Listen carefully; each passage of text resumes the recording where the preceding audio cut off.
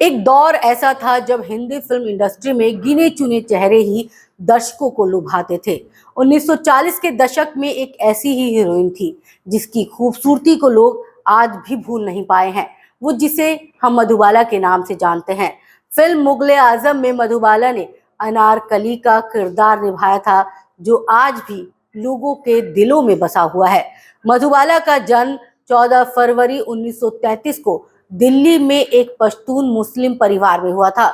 उन्होंने यूं तो फिल्मों में एंटी बाल कलाकार के तौर पर 1942 में आई फिल्म बसंत से कर दी थी। उस वक्त उनकी उम्र महज 9 साल की थी, लेकिन बतौर अभिनेत्री उन्होंने 1947 में नीलकमल में काम किया, जिसे फिल्म मेकर केदार शर्मा ने बनाई थी। इसके बाद उन्होंने 1947 में दिल की रानी और 1948 में अमर प्रेम में काम किया।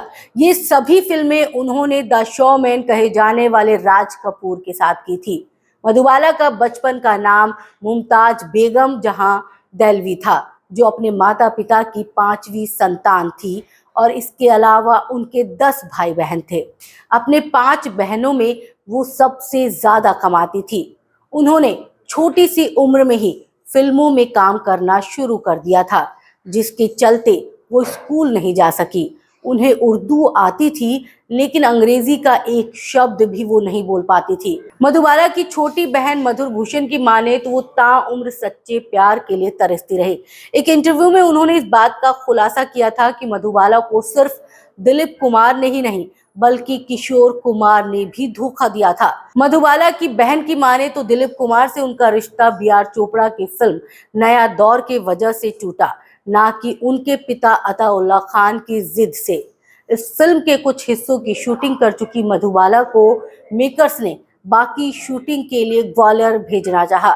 डकैत इलाका होने के चलते पिता ने मेकर्स से लोकेशन चेंज करने को कहा था, जिसके लिए वो राजी नहीं हुए।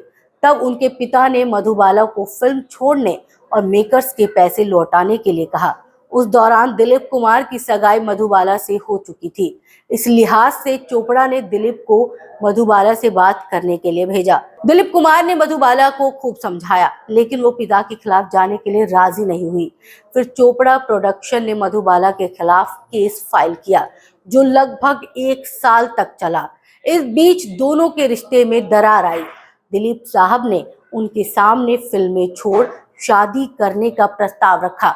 मधुबाला ने कहा कि वो तभी शादी करेंगी जब दिलीप उनके पिता से माफी मांगे।